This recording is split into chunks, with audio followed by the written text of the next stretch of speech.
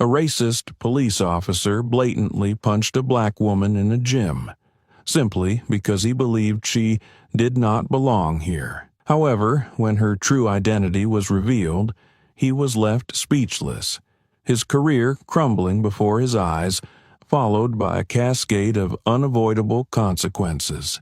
Her journey of struggle was not just a story of justice, but a wake-up call for those who abuse their power. Before we dive in, please subscribe to the channel to join us for more shocking stories you can't afford to miss.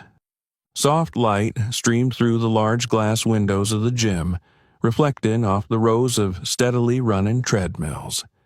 Gentle music flowed from ceiling speakers, mingling with the rhythmic clinks of weights colliding.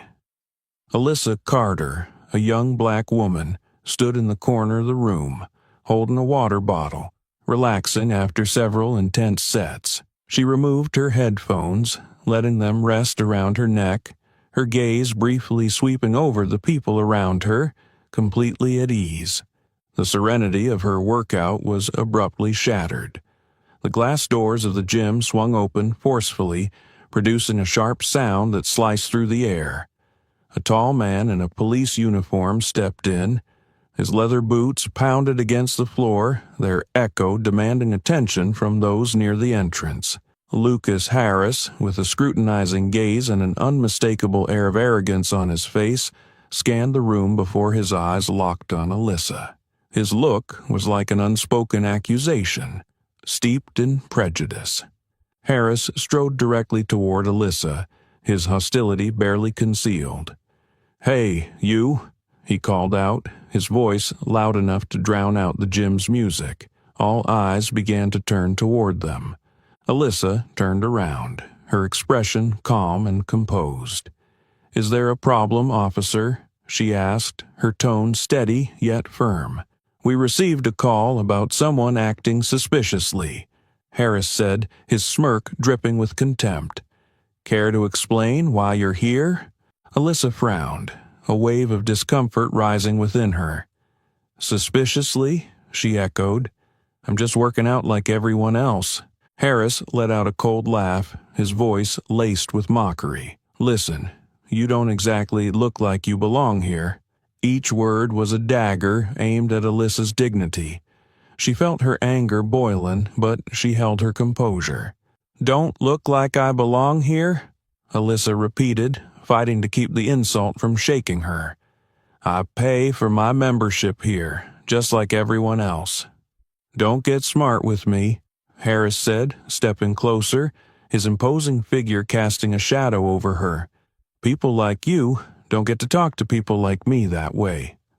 Around them, gym-goers were paying closer attention to the confrontation. A few glanced over, then quickly looked away, choosing to avoid involvement. No one dared intervene. "People like me?" Alyssa looked him straight in the eye, her voice unwavering. "If you're not accusing me of doing anything wrong, then I'd like to continue my workout."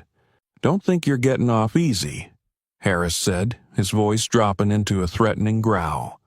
Before Alyssa could respond, he jabbed a finger toward her chest, a gesture as much an intimidation as an act of invasion. "Don't touch me," Alyssa warned, her tone resolute. But Harris didn't listen. The arrogance in his eyes morphed into something more dangerous. Then, without warning, he threw a punch directly at Alyssa's face. The sound of the impact reverberated in the quiet gym, freezing everyone in place. Alyssa staggered, clutching her face. A trickle of blood flowed from the corner of her mouth. Murmurs spread across the room, but no one stepped forward to help or intervene. Harris stood tall, his gaze defiant as he watched Alyssa collapse to the floor. The room fell into a heavy silence. But in Alyssa's eyes, despite the pain, there was a spark of unwavering determination. A silent vow echoed within her. "Lucas Harris, you will pay for this." The atmosphere in the gym seemed frozen. Alyssa lay there, one hand pressed against the floor, the other wiping blood from her lip. Her gaze was sharp, revealing not a trace of weakness. The silence and the averted eyes around her only underscored that she was alone at this moment. But Alyssa refused to let herself fall. She took a deep breath and slowly stood up. Every movement radiated resilience, an unshakable determination. She faced Lucas Harris, who still stood there, a smug half-smile etched on his face. Harris hadn't expected her to get up so quickly. "You just made a big mistake," Alyssa said, her voice low but steady. Though pain was evident on her face, her eyes burned with a warning. Harris smirked, his arrogance on full display. "A mistake? You should know your place. I'm just doing my job. If you don't want to be treated this way, don't draw attention to yourself." Harris's words were steeped in prejudice. To him, Alyssa wasn't a person but a problem to be dealt with, a nuisance to be eliminated. He had grown up in a household that believed his power and skin color gave him the right to dominate others.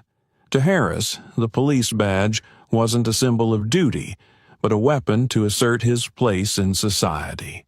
Alyssa stepped forward, closing the gap between them to just a few inches.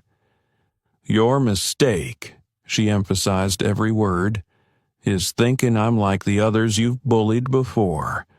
But I'll show you what accountability looks like." Lucas Harris scoffed, stepping back slightly. "Accountability? You don't have the right to talk to me like that." He jabbed a finger at the badge on his chest. "This is power, and you're just someone nobody cares about." Those words, "just someone nobody cares about," stung Alyssa, but not because of her pain. They reminded her of so many others like her, people ignored, disrespected, and humiliated simply because of their skin color or place in society. But Alyssa was not someone nobody cares about. "Don't be so sure," Alyssa said, her eyes blazing. Then she walked past Harris, picked up her gym towel from the floor, and carried herself with unbroken composure. "You'll realize that soon enough." The next morning, sunlight streamed through the large window of Alyssa Carter's office. It wasn't just a new day, but the beginning of a challenging chapter. Alyssa was no ordinary citizen. She was the newly appointed chief of police, the first black woman to hold the position in the city's history. She wasn't just a symbol of change. She was a target for people like Harris, those who felt their power threatened by her presence. Alyssa stood before the mirror in her office, gazing at her reflection. A faint bruise on the corner of her lip bore witness to Harris's assault, but she didn't see herself as a victim. That injury was a reminder that she couldn't back down. On her desk lay an open file on Lucas Harris. Inside was a long list of allegations of abuse of power, instances where he had crossed the line without facing any consequences, a pattern of injustice that Alyssa was determined to dismantle. Alyssa no longer saw Harris as just an individual, but as a representation of a system rife with inequality. She wasn't just confronting one man, but an entire culture that had allowed people like him to act without accountability. "I can't let this go," she said to herself, her eyes reflecting fierce determination. "Not just for me, but for everyone who's been treated like me." Walking out of her office, Alyssa was ready for what lay ahead. She knew the path would be treacherous, but she wasn't alone. Voices, long silenced, would begin to rise, and the system she now led would have no choice but to change, whether it wanted to or not. Harris had no idea what awaited him, but Alyssa knew one thing for certain. She wouldn't stop until justice was served. Lucas Harris sat alone in the corner of the police department's break room, his feet propped up on the table, a steaming cup of coffee in his hand. A smug grin played on his lips as he recalled the times he had put people in their place his way. For Harris, maintaining order wasn't just a responsibility, it was an opportunity to assert his authority. To him, the police badge wasn't merely a symbol of duty, but a weapon to impose his will on others. Harris grew up in a suburban area where prejudice and racism were passed down from generation to generation. His father, a former police officer, often recounted stories of his days keeping order in the way he deemed fit, where power was a tool and the law was a veil to mask abuse. Harris grew up believing that those who didn't look like him, whether in skin color or social status, were always a threat. Over his 10-year career at the police department, Harris had built an unofficial track record of abusing his authority. His colleagues knew him as someone who didn't shy away from handling troublemakers with a heavy hand. But Harris was cunning. He always stopped just short of crossing a clearly defined line. His victims, those he insulted, intimidated, or even physically assaulted, often stayed silent, out of fear or the belief that no one would side with them. However, Harris's list of incidents was anything but short. Internal records noted multiple complaints of excessive use of force. In one case, a young black man was charged with resisting arrest, simply for asking why he had been pulled over. An elderly woman once complained that Harris had used abusive language when responding to a minor neighborhood dispute. Yet, all these complaints disappeared after a few closed-door meetings or were rewritten in Harris's favor. The system he worked for allowed him to continue his behavior without consequence. People like her need to be reminded who's in charge. Harris had once told a colleague while discussing a previous controversial arrest. That statement not only revealed his arrogance but also offered a clear view of his mindset. Control was paramount, and anyone who challenged it had to be put in their place. Harris believed that the badge he wore was his shield against accountability. Each time he emerged unscathed from a complaint, his confidence in this belief grew stronger. Harris didn't just abuse his authority, he considered it an essential part of his job. People need to be afraid, he once said during an informal meeting with his close circle of colleagues. If they're not, how can we control them? Harris never imagined that his actions could have serious consequences. He was certain the system would always back him up, that his uniform and badge would shield him from any backlash. But this time, he had no idea that the woman he had disrespected at the gym was the new police chief, a woman who wouldn't bow to injustice.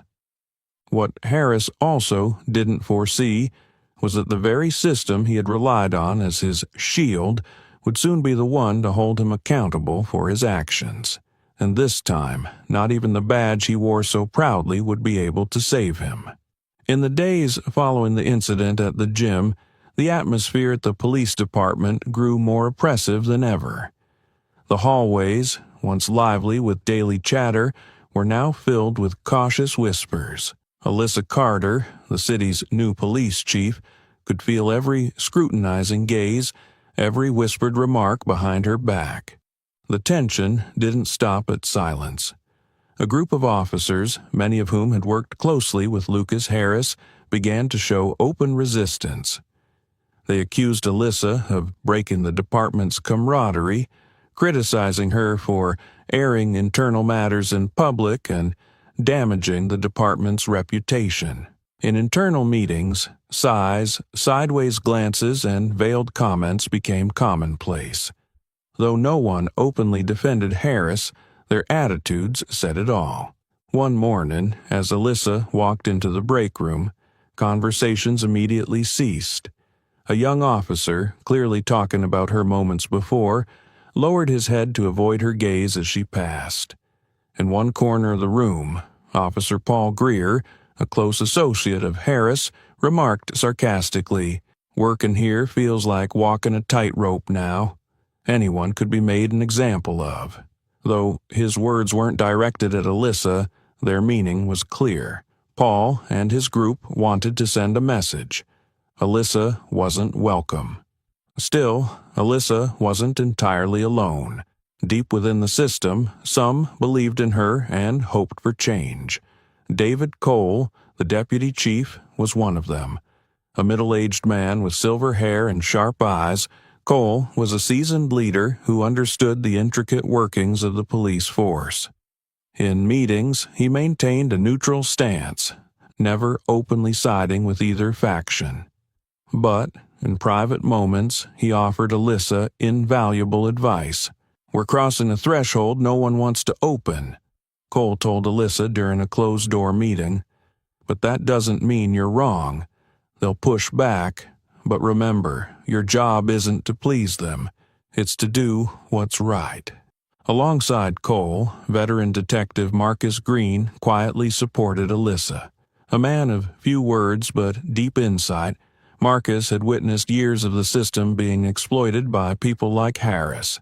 He knew Alyssa's presence wasn't just symbolic, it was a real chance for change. "I've seen things like this before," Marcus said during a private conversation with Alyssa. "People like Harris don't act alone. But neither do you. I'll stand by you if you need." Despite their advice and quiet support, Alyssa couldn't entirely shake the loneliness she felt. Sitting alone in her office, her eyes rested on the wall in front of her, where plaques and medals from her predecessors were displayed. She wondered if she had the strength to dismantle the decades-old wall of silence within the system. "Am I doing the right thing?" Alyssa questioned herself, her hands clasped tightly on the desk. "If even they don't want change, what can I do?" But as doubt began to creep in, Alyssa recalled Harris's arrogant gaze at the gym. She remembered the derogatory words he had hurled, not just at her, but at people like her. Most of all, she remembered the eyes of the community members, their pleading gaze, their yearning for justice. "No," she told herself firmly, "I'm not doing this for them. I'm doing this because it's the right thing to do." Outside her office, the pressure continued to mount. Some officers were organizing informal gatherings to discuss their next steps. Rumors about her being just a newcomer who doesn't understand the department's culture grew more frequent. But Alyssa knew that to change the system, she had to start with the very people resisting her. No matter the challenges ahead, Alyssa refused to back down. She knew that achieving justice required facing the greatest pressures, even if it meant fighting the battle alone. The next morning, the atmosphere at the police department was more tense than ever. Alyssa had just placed her coffee cup on her desk when her phone began ringing incessantly. A flurry of messages and calls from media personnel and colleagues signaled that something was amiss. "Chief, you need to see this," came the anxious voice of Alyssa Torres, her assistant, over the phone. Alyssa opened her inbox, and immediately, a video going viral on social media appeared on her screen. The gym video, the crucial evidence against Lucas Harris, had been edited. Through sophisticated cuts and splices, the truth had been distorted. It now portrayed Alyssa as the aggressor, deliberately provoking Harris before he reacted in self-defense. A clip of Alyssa stepping forward, her determined expression clear, was paired with manipulated audio, making her appear as though she was inciting the conflict. "People like you have no right to talk to me." Alyssa's line from the doctored video became the headline for articles and news segments. Media outlets quickly jumped on the story, with some accusing her of being a reverse abuser of power, while others called for justice for Alyssa. The media was immediately polarized. Supporters of Harris seized the opportunity to defend him, even demanding his reinstatement. On social media, toxic comments flooded in, threatening Alyssa's reputation and career. "This is why we shouldn't give power to people like her," read one viral post that garnered thousands of likes. However, many others rallied to Alyssa's defense, demanding transparency. "We've seen this before.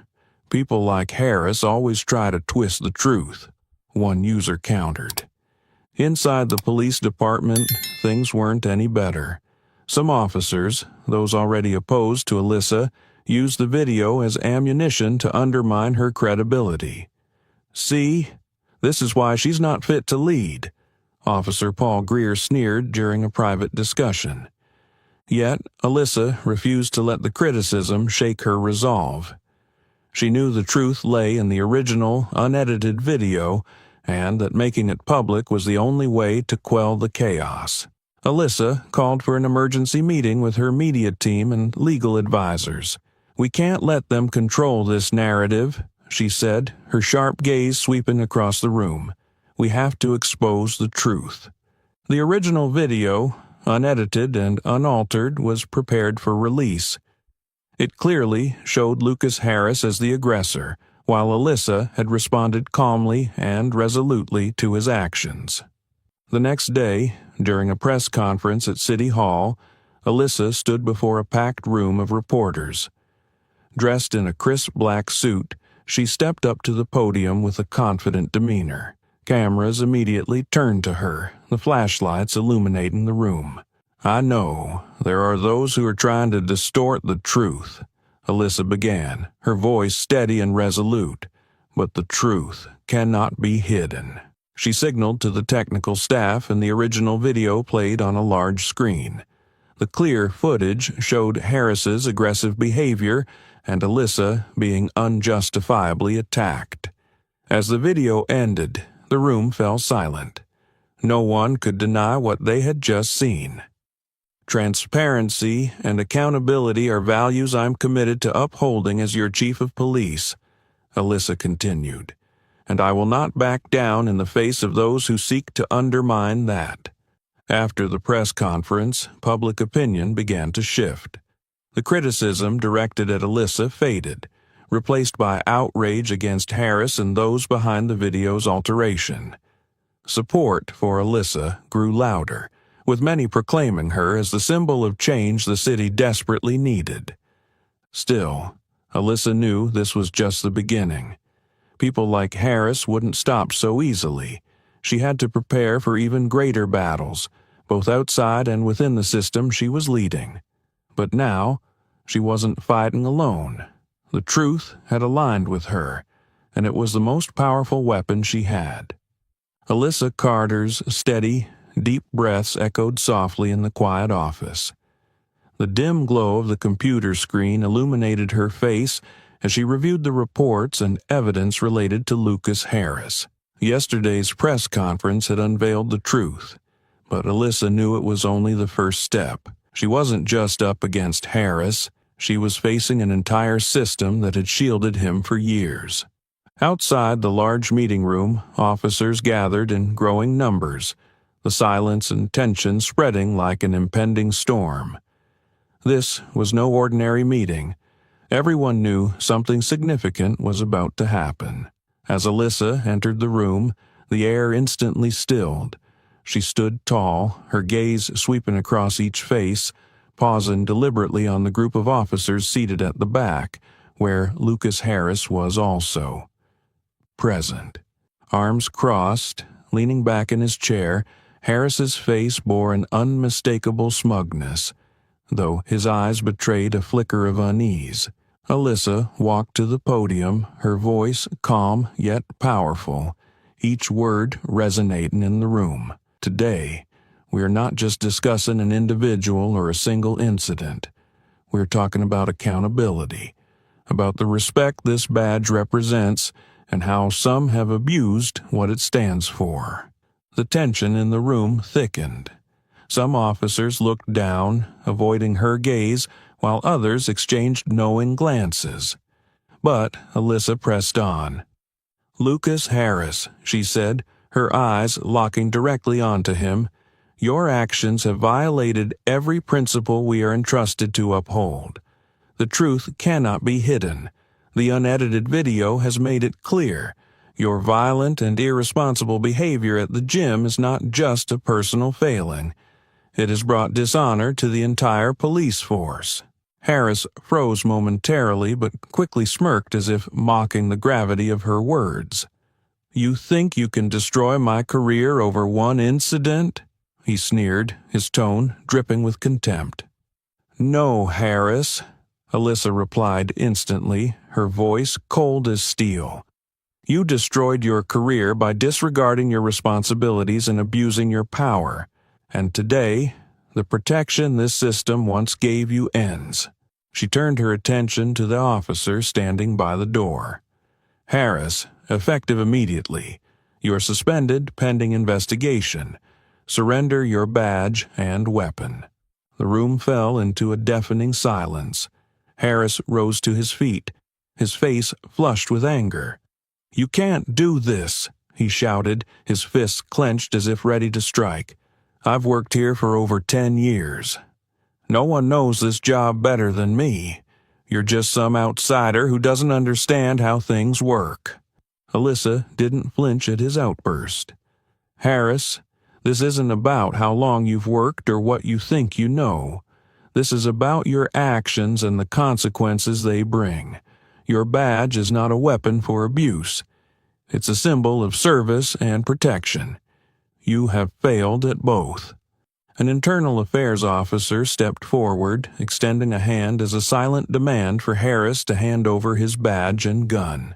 After a brief, tense hesitation, Harris reluctantly unpinned his badge and placed it heavily into the officer's hand, the gesture loaded with resentment. As Harris stormed out of the room, the tension lingered. Some officers watched him leave with disappointment, but not everyone supported Alyssa's decision. In the back row, Paul Greer and a few others exchanged glances. They said nothing, but the unspoken camaraderie among them was evident. To them, Alyssa wasn't just an outsider, she was a threat to the traditions they were intent on preserving. "Who's next?" Greer muttered, his voice laced with sarcasm, loud enough for a few around him to hear. A handful of officers nodded subtly in agreement. Alyssa noticed their glances, their whispers, but she neither wavered nor faltered. She knew this wasn't just about Harris. It was a much larger battle, one to dismantle a long-standing culture of silence. And though she was prepared for the fierce resistance ahead, Alyssa stood firm.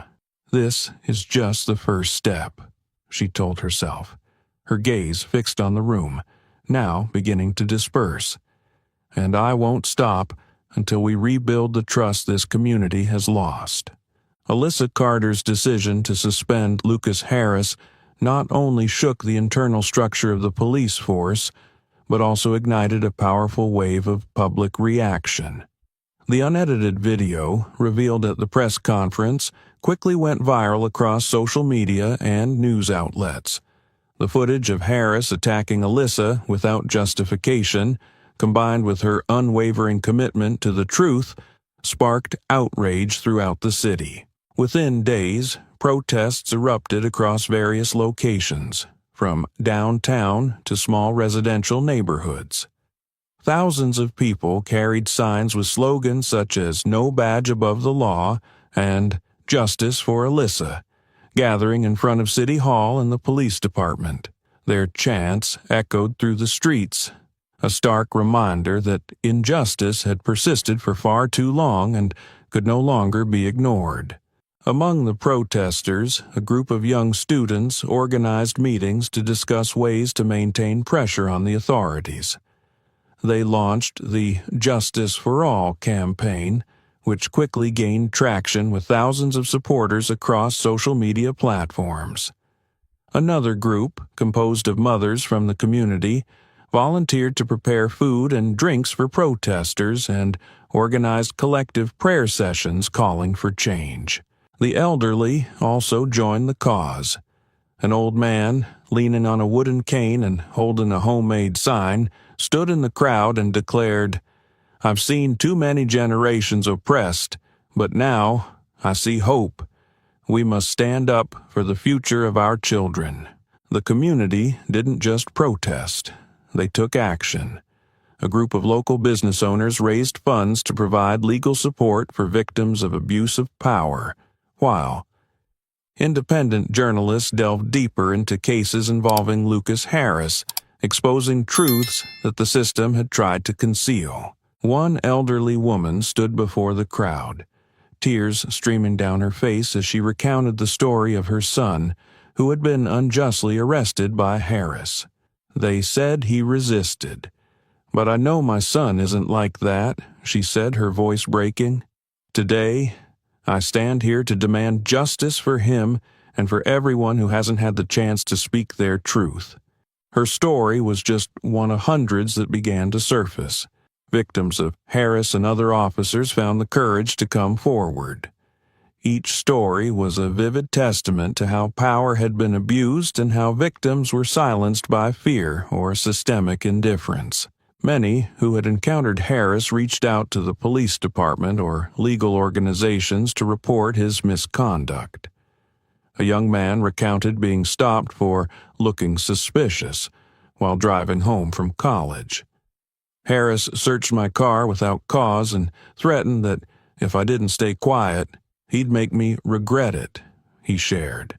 Another woman described how Harris had insulted and intimidated her when she called the police to resolve a domestic dispute. "I trusted them to help, but in the end, I became the victim," she said, her voice heavy with pain. These stories not only revealed Harris's misconduct, but also exposed a larger systemic issue, a structure where officers who abused their power could act without accountability. Public anger was no longer just directed at Harris, but at the entire police force and those who had covered up or ignored wrongdoing. The police department quickly felt unprecedented pressure from both the community and city officials. City leaders demanded that Alyssa provide a clear reform plan, while protesters called for concrete actions to prevent future abuses of power. The media kept the story alive, reporting on personal accounts from victims and interviewing justice advocates. Inside the police department, tensions were higher than ever. Some officers, fearing that their past actions might also come to light, felt the mounting pressure. Those who had quietly supported Harris began to reconsider their stance, worried that any overt support might make them targets of public outrage. Conversely, Alyssa's allies, officers advocating for reform, began to speak out more boldly. "This isn't just about one person," Marcus stated. "It's about how we rebuild trust with the community we are sworn to protect." Yet Alyssa understood that public outrage was a double-edged sword. People like Paul Greer, a staunch ally of Harris, began holding secret meetings to plan a counterattack. "She's turning all of us into enemies of the community," Greer said during one meeting. "If we don't unite, she'll tear this system apart." Despite the resistance, Alyssa stood firm. She knew the community's anger wasn't just a challenge. It was an opportunity. She looked out her office window at the crowds still gathered in protest. "This is the moment to act," she told herself. Not just to hold Harris accountable, but to fix an entire system. Her determination was sharper than ever. The wave of protests might shake the foundation of everything, but it also offered a chance to rebuild from the ground up. Outside, the chants from the protests echoed across the city, but inside the police department, the tension was even more palpable. Alyssa Carter's decisive action to suspend Lucas Harris and her public commitment to reform had upended the power dynamics within the force. What had started as a personal confrontation now expanded into a broader conflict between those clinging to the status quo and those embracing change. In a secluded corner of the break room, Greer's faction was hatching a bold plan to undermine Alyssa's credibility. "If she wants to prove her reforms are working, let's show her the opposite," Greer said with a cunning glint in his eyes. They decided to stage a fabricated incident. A group of officers would be dispatched to handle a robbery, but deliberately delay their response, allowing the suspect to escape. The plan was designed to pressure Alyssa into admitting that her new policies were weakening the force's efficiency. However, a young officer within Greer's group began to feel uneasy about the scheme. Late at night, he approached Marcus Green and confessed everything. "I can't just stand by and let this happen," he said, guilt heavy in his voice. Marcus quickly reported the plot to Alyssa. She and her team discreetly implemented surveillance measures to thwart the plan while gathering evidence against Greer's group. Greer's rhetoric was more than just personal frustration. To him and his allies, Alyssa represented a genuine threat. She embodied a new kind of leadership, transparent, accountable, and intolerant of silence in the face of wrongdoing.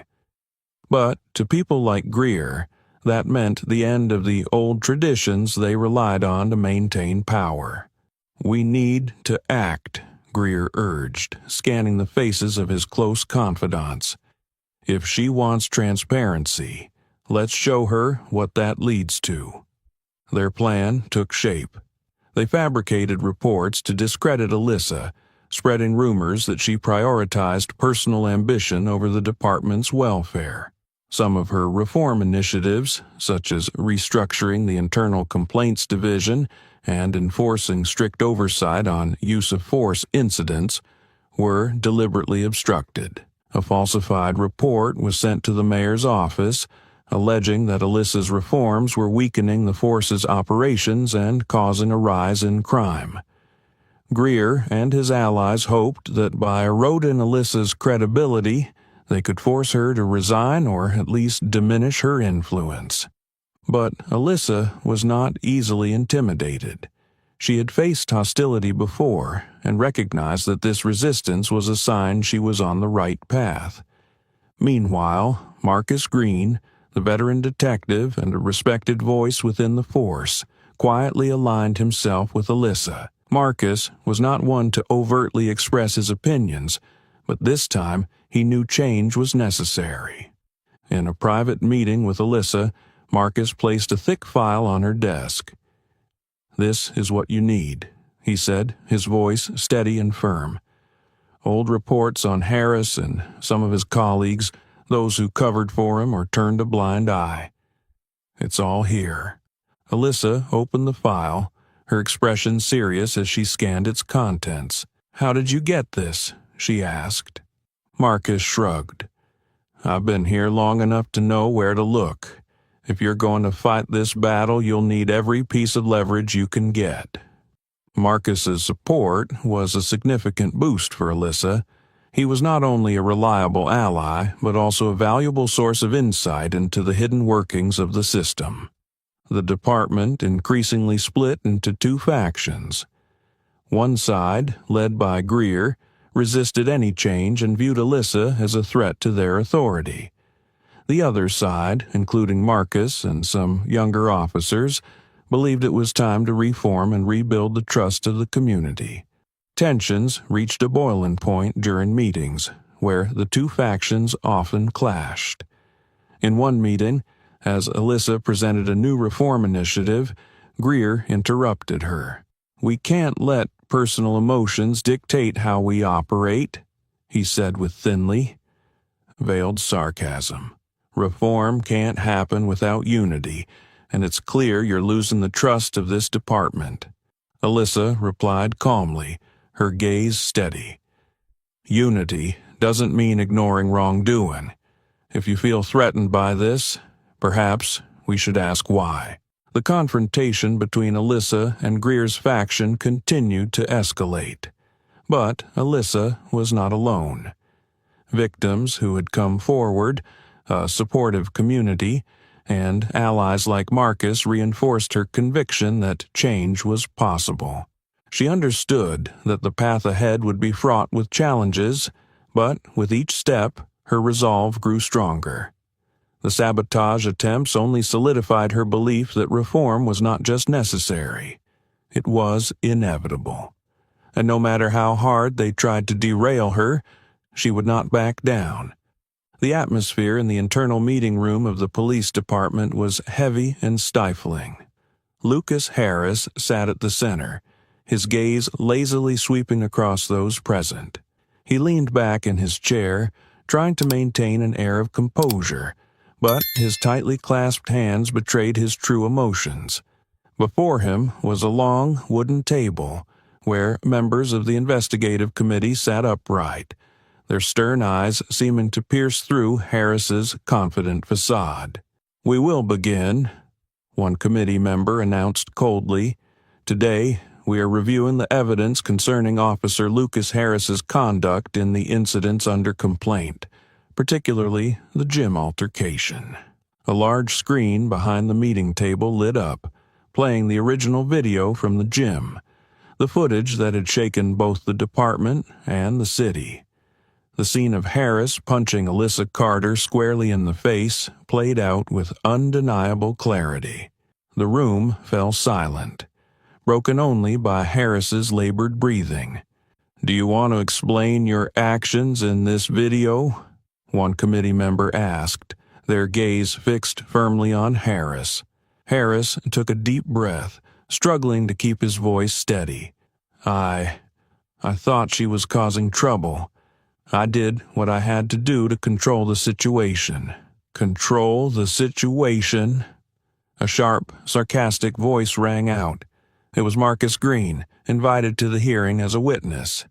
"You call punching an unarmed woman controlling the situation? That's an abuse of power, and you know it." Harris turned to glare at Marcus, his eyes full of anger. "She provoked me. I was just reacting." "Reacting?" Marcus pressed his tone cutting. "Your behavior wasn't a reaction. It was an outright assault. And this isn't the first time, Harris. We all know this has happened before." Additional evidence was presented. Testimonies from past victims, forgotten internal reports, and even confessions from colleagues who had ignored or covered up Harris's misconduct. All pointed to a clear pattern of power abuse spanning years. Harris began to lose his composure. He gripped the arms of his chair tightly, his frustration boiling over. "This is a witch hunt," he shouted. "You're just making me a scapegoat to appease public opinion." "No, Harris." Alyssa's voice rang out from the corner of the room, calm but authoritative. "This is accountability. These are the consequences of your actions. You thought your badge would protect you forever, but today it no longer holds that power." Harris turned toward Alyssa, his face red with fury. "Who do you think you are to judge me?" he yelled.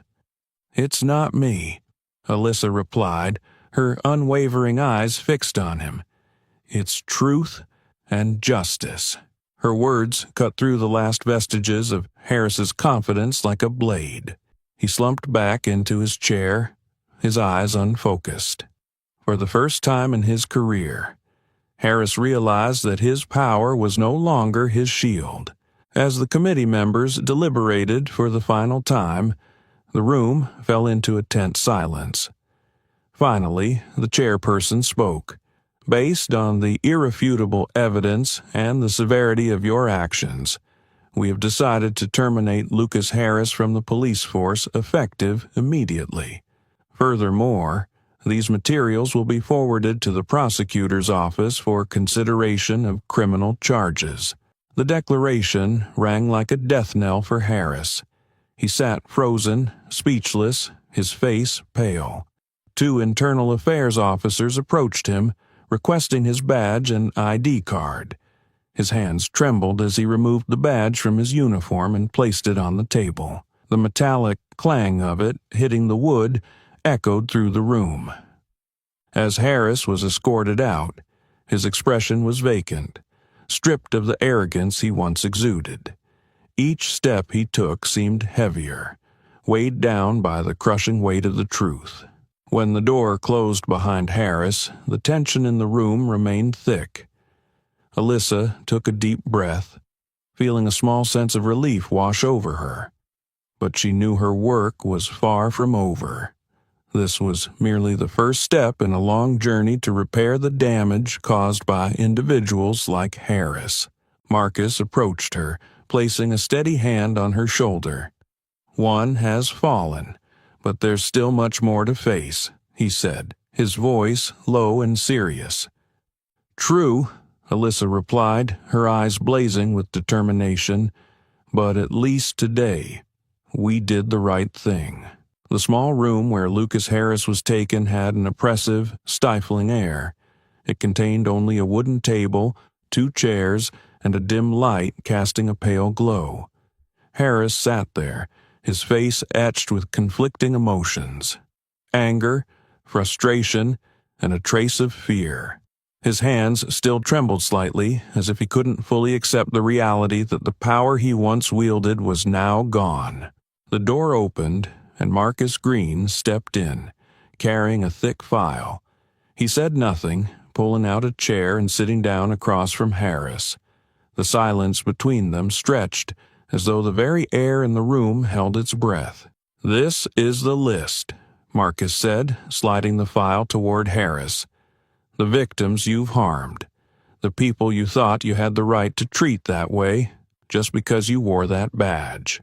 Harris stared at the file in front of him but didn't dare open it. "I don't need to see it," he said, his voice hoarse. "I know what I've done." Marcus folded his arms and leaned back in his chair, his gaze fixed on Harris.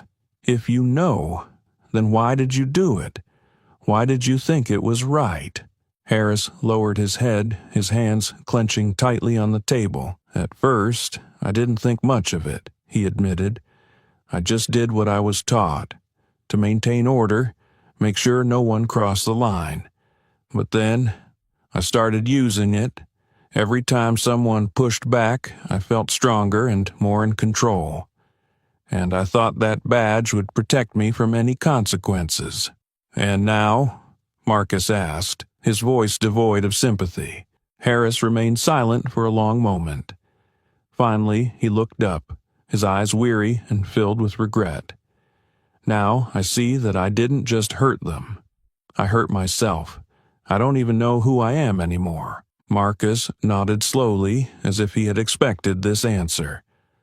"Regret is a start," he said, "but it doesn't mean anything unless you act on it."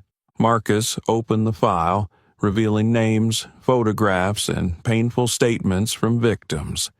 He flipped through the pages, making Harris face the damage he had caused. "This is your chance," Marcus said, his tone calm but firm. "We need you to cooperate. There are others like you, Harris, people who still think they can abuse their power without getting caught. You know who they are. You've worked alongside them." Harris frowned, his face filled with inner turmoil. "You want me to betray my colleagues?" he asked, his voice low and uneasy. "Your colleagues?" Marcus leaned forward, his eyes sharp. "These people aren't your colleagues, Harris. They're like you. They've used the badge to cover up their wrongdoings, and that hurts not just the innocent people they target, but also the force they swore to serve. If you don't stand against them, you're still part of the problem." Harris leaned back in his chair, his gaze drifting into the distance. Memories of covering up the truth with his colleagues, of watching others suffer for actions he knew were wrong, surfaced with heavy clarity. The weight of those memories felt unbearable. "And if I help?" Harris asked, his voice barely a whisper. "If I tell you what I know, what changes?" Marcus kept his gaze steady. "You can't undo what's already been done, but you can do the right thing now. This is your chance to start making amends, Harris, but the choice is yours." Harris lowered his head, staring at the file before him. Part of him wanted to refuse, to cling to the last shred of pride he had left. But another part, the part he couldn't ignore, knew this was what he had to do, not only to make amends but to find himself again. "All right," Harris said, his voice quiet but resolute. "I'll help. I'll tell you everything I know." Marcus nodded, a hint of relief crossing his face. "Good. But remember, Harris, this is only the first step. Redemption isn't easy, and it's never quick." Harris looked at Marcus, and in his eyes was a glimmer of determination that hadn't been there before. He knew the road ahead would be difficult, but at least now he was ready to walk it.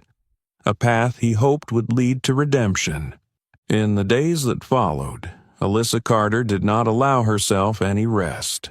The investigation into Lucas Harris had left a deep fissure within both the community and the police department, and she knew that without swift action, that crack could widen into an unbridgeable chasm.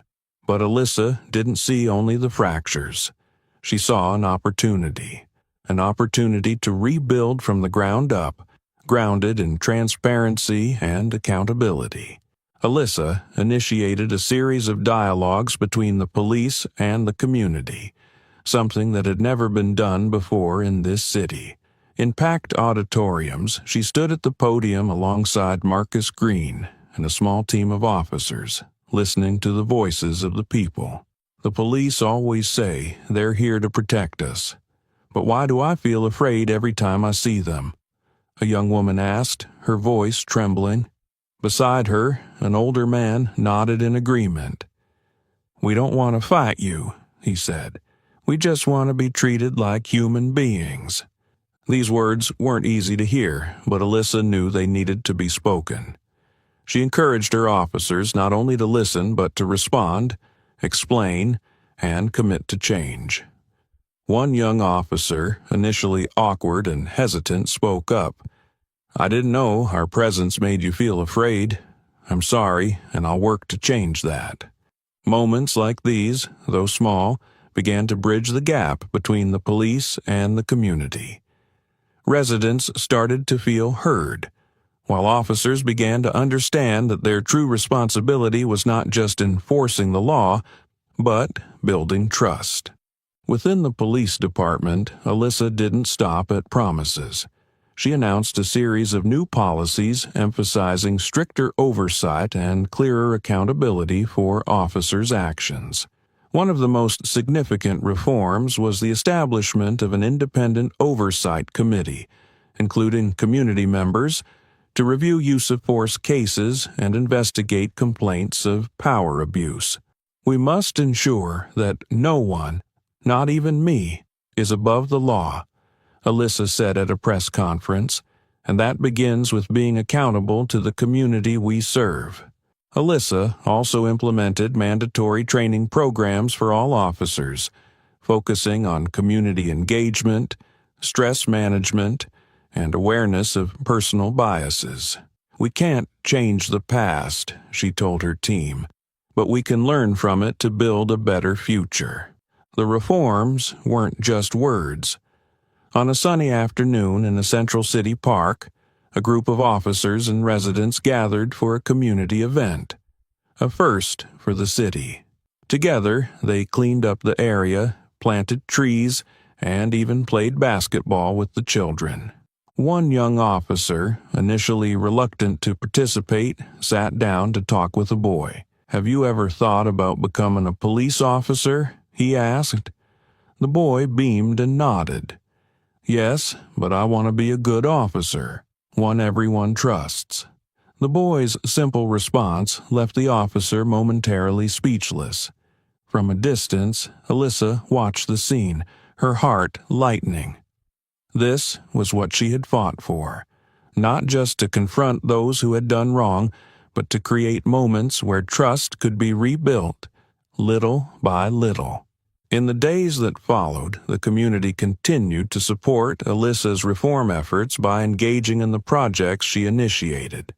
Local activists organized workshops on citizens' rights, helping people understand how to respond to power abuse. A group of teachers formed a club for students to learn about compassion, justice, and the importance of social responsibility. In one neighborhood, a large mural was painted by local artists, depicting Alyssa with the slogan, "Justice begins with courage." The artwork quickly became a symbol of hope and change, drawing attention from not only residents but also journalists and visitors. The community also organized regular meetings with the police force to address lingering issues. At one such meeting, a young woman shared, "We don't want just empty promises. We want to work with you to make sure no one has to go through this again." Even so, Alyssa knew these were only the first steps. Change could not happen overnight. But these small glimmers of hope, the stories like the boys, the dialogues between police and residents, were proof that progress was possible. In a late-night meeting with Marcus Green, Alyssa shared her thoughts. "I know we have a long way to go, Marcus, but I'm starting to believe we can do it." Marcus nodded, pride evident in his eyes. "We're on the right path, Alyssa, and you've given people a reason to trust again." As the sun set, casting a warm glow through Alyssa's office window, she sat at her desk, preparing for the challenges ahead. But this time, she didn't feel alone. She knew she was building something enduring, a system rooted in trust and fairness, where everyone, police and citizens alike, would be treated with the respect they deserved. The atmosphere within the police department remained tense, despite the positive impacts of Alyssa Carter's reforms. What Alyssa didn't know was that lurking in the shadows of those very hallways, a group of senior officers led by Paul Greer was secretly plotting to overthrow her. They saw Alyssa not only as a threat to their power, but also to the traditional system they had upheld for years. One late night, while reviewing reports, Alyssa noticed some documents that appeared unusual. Reports of rising crime and staff shortages seemed deliberately exaggerated, bearing signatures of senior officers like Greer. Instinctively, she knew something was wrong. Cross-referencing with the internal affairs team, Alyssa uncovered evidence that certain officers had manipulated data to pressure her into resigning. After the staged incident to discredit her was exposed, Greer refused to back down. He gathered his allies to implement an emergency plan. This time, they deliberately disrupted communication during a high-risk operation to apprehend a dangerous suspect in the city's outskirts, aiming to leave Alyssa's team scrambling. "We'll let her sink herself," Greer said with calculated malice. "When everything falls apart, she'll have nothing left to hold on to." When news of the operation reached Alyssa, she immediately sensed something was amiss. Without hesitation, she headed to the scene herself, bringing a small team and backup equipment to restore communication. Under her leadership, the operation was salvaged, and the suspect was apprehended without incident. Back at the station, Alyssa presented clear evidence of deliberate interference by Greer's group.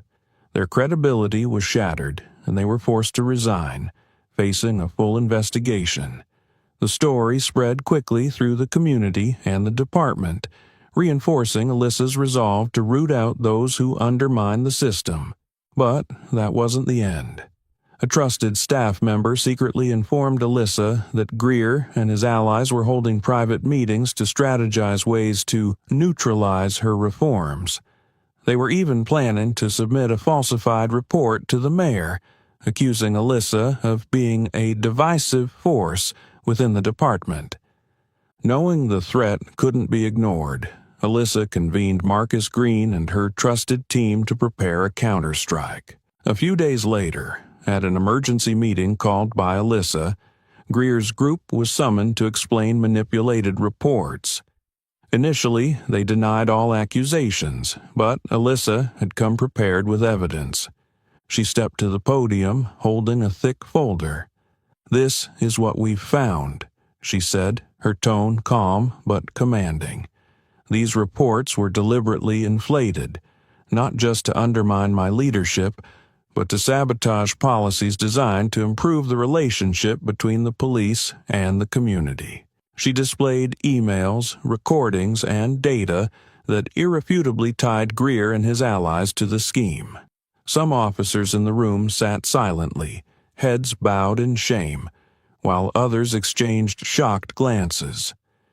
Greer, with no other options, stood up to defend himself.